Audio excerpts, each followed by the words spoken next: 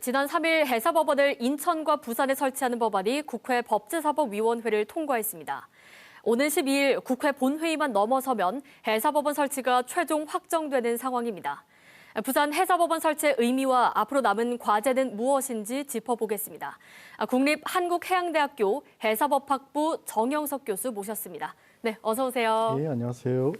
네, 지난 15년 동안 부산에서 추진해온 수건 사업이죠. 해사법원 설치가 드디어 정말 눈앞으로 다가왔습니다. 부산 해사법원 설치의 의미를 어떻게 평가하시는지 먼저 말씀 부탁드립니다. 예, 뭐 두 가지로 볼 수 있는데요. 첫째는 이제 우리 그 해양 산업이 발달해인데도 불구하고 해사 소송을 대부분 해외에서 수행을 하기 때문에 이 부분을 이제 국내에서 수행할 수 있는 이런 기반이 되었다고 볼 수 있고요. 네.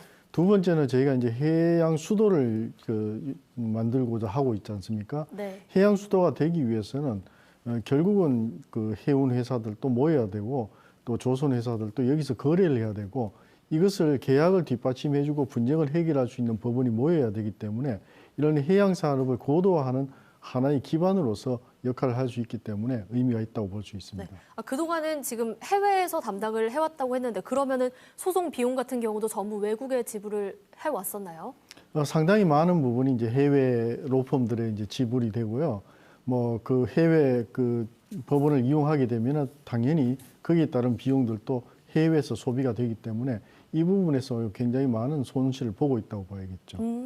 그런데 지금 인천과 부산의 해사법원을 동시에 설치하는 이원화로 결정이 났습니다. 지금 예. 단독 유치는 아니에요. 이 부분은 어떻게 평가를 하세요?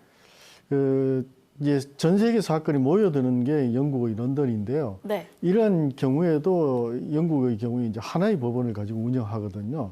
근데 우리나라 규모에서 이제 두 군데로 이렇게 나누어져서 그렇죠. 법원이 설립되는 것은 네. 상당히 효용성이 떨어진다고 봅니다.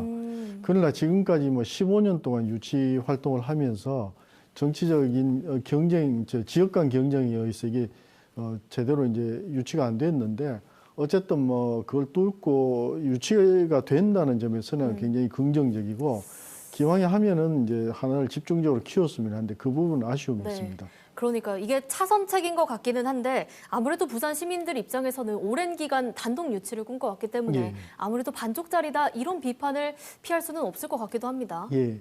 저희가 해사법원을 왜 설치해야 되느냐는 걸 좀 더 깊이 생각을 해야 되는데요. 네.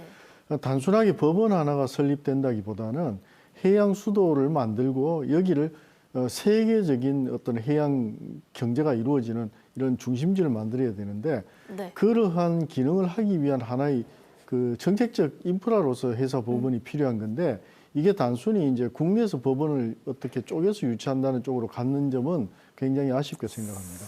네, 지금 그래서 관할 구역을 나눴습니다. 부산은 영호남과 제주, 그리고 인천이 수도권과 충청을 담당하게 됐는데 이런 구역에 따른 유불리, 부산에는 어떻게 작용할까요?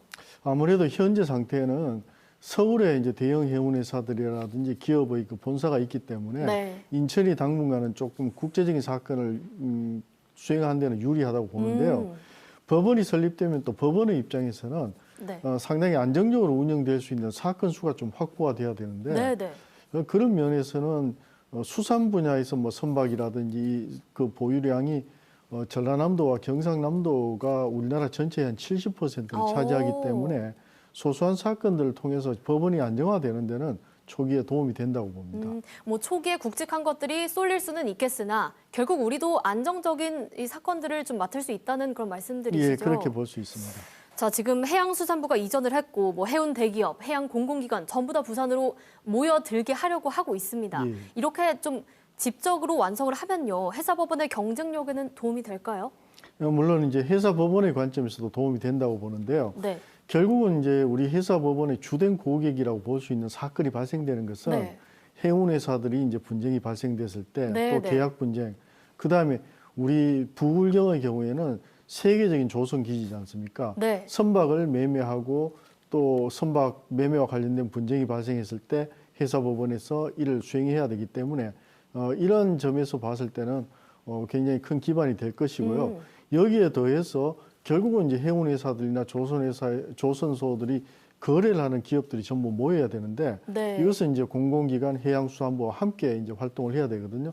이걸 통해서 해사법원도 활성화되고 반대로 해사법원이 활성화되면 이러한 기업들도 활동을 하는데 굉장히 도움을 받기 때문에 상호작용을 한다고 볼 수 있습니다. 결국은 정말 그 수많은 조각들이 뭉쳐야 효과를 낼 수 있는데 그 중에 하나도 해사법원이다. 예, 그렇습니다. 이런 말씀이신 것 같습니다.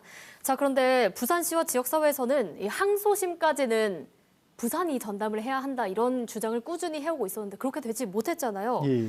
이 항소심이 분산될 경우의 문제 어떻게 보세요?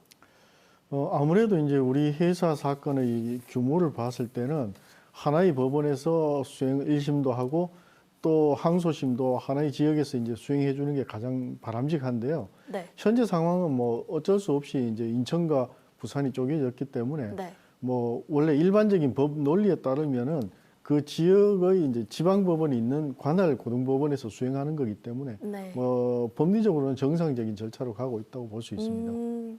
그래도 해사법원이 설치가 되면서 부산에 정말 많은 산업들에도 영향을 줄 것으로 보입니다. 뭐 해운부터 물류, 보험, 법률까지요. 예.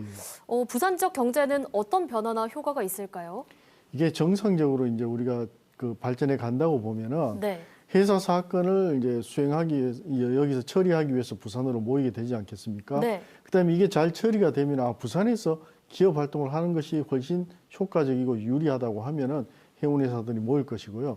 이 해운회사와 거래하는 보험회사라든지 클레임을 처리하는 각종 컨설팅 회사가 네. 모이게 되면은 이 직접 효과로 해서 뭐 세계적인 해양 수도 또 해운 기업들이 모이는 중심지가 될 수 있다고 봅니다.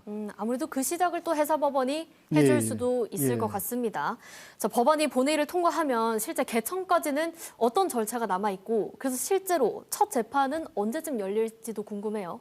이게 사실 이제 저희들이 아주 빨리 시작을 하면은 네. 뭐 금년이라도 개청을 할 수는 있습니다. 네네. 할 수는 있는데 현재 그 법원이라든지 또 정부에서 추진하는 이 플로우를 볼 때는 아무래도 이제 법원 청사를 마련하고 그 다음에 이제 법원 입장에서는 아무래도 사건을 회사 사건이라는 게 정립이 안 돼 있기 때문에 세계적으로는 정립이 돼 있는데 우리나라 네. 사건 분류가 되어 있지 않거든요. 아, 그렇군요. 이것을 자체적으로 분류하는데 시간이 좀 걸리기 네. 때문에 제가 볼 때는 3년에서 한 뭐 7년 사이로 보고 있는데 가급적이면 빨리 진행하는 게 좋을 걸로 3년에서 봅니다. 7년 사이. 예. 그럼 첫 재판을 하는 시기도 그 사이 안에 이루어질 수 있다고 봅니다. 네, 진행이 되겠네요.